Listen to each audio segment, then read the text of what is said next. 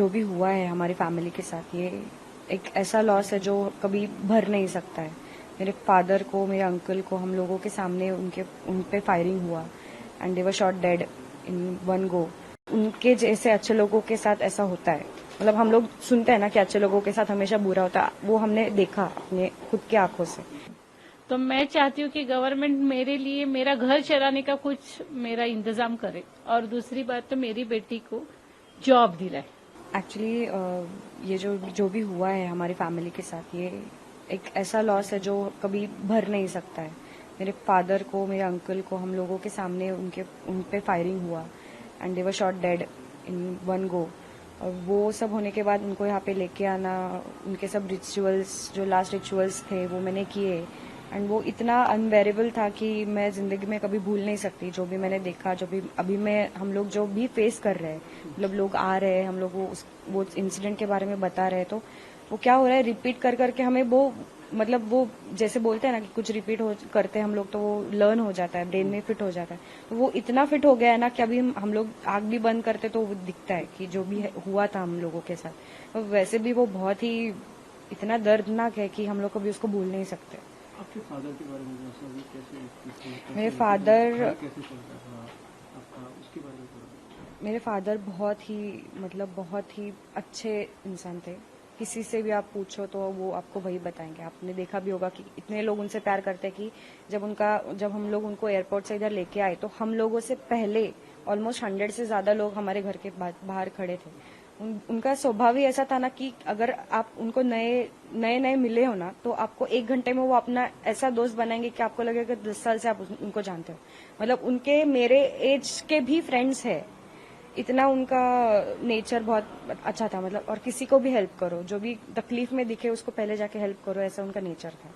तो कभी एक्सपेक्ट नहीं किया था कि उनके जैसे अच्छे लोगों के साथ ऐसा होता है। मतलब हम लोग सुनते हैं ना कि अच्छे लोगों के साथ हमेशा बुरा होता है, वो हमने देखा अपने खुद की आंखों से। और जो अब हमारा पूरा घर, हम दोनों की पूरी लाइफ वो चलाते थे, ऐसा बोल सकते हो आप। और अभी ऐसा हो गया कि वो नहीं है तो मुझे पूरा अंधेरा दिख रहा है कि मैं मम्मी को आगे जाके कैसे, how am I going to handle this all this pain. And उसके पेन को तो अभी मैं लेके जी नहीं सकती। मुझे अभी मतलब खुद को फर्म करके आगे की पूरे मम्मी को देखना है, पूरे घर को संभालना है। तो वही अभी बस कि कैसे होगा आगे, इसके ऊपर मेरा पूरा दिन जा रहा है अभी। मतलब मुझे दुख करने के लिए भी वक्त नहीं है। एक बात बताती हूँ आपको कि मुझे अभी ये टेंशन है कि इसके आगे की जिंदगी मैं कैसे चलाऊंगी। मेरा जो कमाने वाला जो मेरे पति थे वही चले गए, तो मेरे पास अभी इनकम सोर्स कुछ भी नहीं है ना। कौन कौन थे? मैं, मेरी बेटी और मेरे हस्बैंड, हम तीनों ही हैं। तो मेरे पास अभी कोई, मैं तो खुद हाउसवाइफ हूँ और मेरी बेटी का कोई जॉब भी नहीं है। तो वो छोटे मोटे काम इंटीरियर के करते थे तो उसी में हमारा चल जाता था, पर अभी वो ही नहीं है। तो मेरा घर कैसे चलेगा और मेरी बेटी का भविष्य कैसे चलेगा, और सबसे मेन बात तो मेरी बेटी की सिक्योरिटी मेरे लिए बहुत ज्यादा इम्पोर्टेंट। तो मैं चाहती हूँ कि गवर्नमेंट मेरे लिए मेरा घर चलाने का कुछ मेरा इंतजाम करे, और दूसरी बात तो मेरी बेटी को जॉब दिलाए, ताकि उसकी जिंदगी, अभी मैं तो उसको जॉब ढूंढने जा नहीं सकती हूँ, और ये अभी खुद इतनी कैपेबल नहीं है कि तुरंत कुछ कर ले, क्योंकि हमारा पूरा एकदम से रुक ही गया ना, पूरा आर्थिक स्थिति हमारा पूरा। और मेरे पापा ऐसे थे ना कि उन्होंने कभी हमें बताया नहीं कि अगर कोई प्रॉब्लम है उनको या फिर कुछ भी है तो वो अपना अपना सब हैंडल इतना अच्छे से करते थे कि हमें कभी पता भी नहीं चला कि अगर कोई परेशानी हो तो वो अभी परेशानी में है। उनका नेचर ही ऐसा था ना कि उन्होंने कभी दिखाया भी नहीं कि आज अगर उनको ऐसा लग रहा है कि मेरे पास कुछ प्रॉब्लम है तो कभी बताएंगे नहीं। वो अपना अपना सॉल्व करके मजे से जिएंगे। तो हमें कभी पता नहीं था कि उनका क्या फाइनेंशियल है। तो आप अभी अपने घर की आर्थिक स्थिति को लेकर परेशान हैं? बहुत ज्यादा, क्योंकि मेरे पास वो ही कमाने वाले थे, मेरे पति थे। मैं तो मेरा घर का वही देखने वाले थे।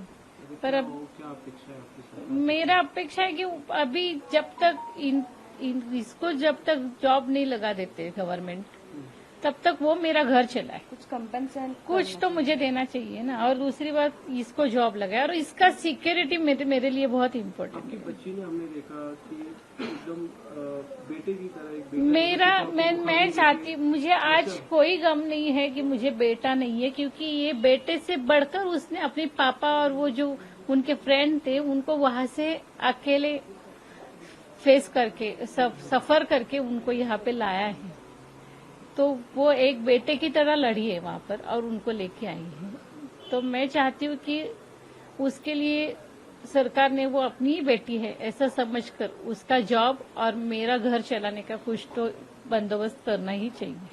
महाराष्ट्र सरकार से भी आप उम्मीद करेंगे आपके हाँ, मिल भी रहे हैं? मैं महाराष्ट्र सरकार से और अपना सेंट्रल गवर्नमेंट से भी वही उम्मीद रखूंगी कि उन्होंने मेरे लिए करना ही चाहिए, क्योंकि हम लोग वहां गए, हमारी गलती नहीं है बस। तो उनकी तरफ से मैं यानी कि उनको रिक्वेस्ट करती हूँ कि वो प्लीज हमारी तरफ देखे और हमारा कुछ तो हमारे लिए कुछ तो करे। असल में एक आखिरी सवाल आपसे, घर की परिस्थिति कैसी है, आपकी परिस्थिति कैसी है? आपके पिता ही सब देखिए, हम लोग कोई रिच नहीं है, हम लोग middle class, normal middle class लोग हैं। जो पापा कमाते थे उस पर हमारा सब घर चलता था, और अभी वो नहीं है तो पूरा इनकम सोर्स आप ऐसे बोल सकते हो कि अभी पूरा जीरो से हमें स्टार्ट करना है, क्योंकि हमें उनका कुछ पता भी नहीं है। क्या इसके अलावा मैं और क्या बता सकती हूँ आपको? और पूरी वही था जो भी जिंदगी था, हमें निकालनी है, ऐसा नहीं कि एक दो एक दो दिन साल की का बात या है फिर कि एक दो साल एक का महीने कुछ की नहीं। बात है। पूरी लाइफ है।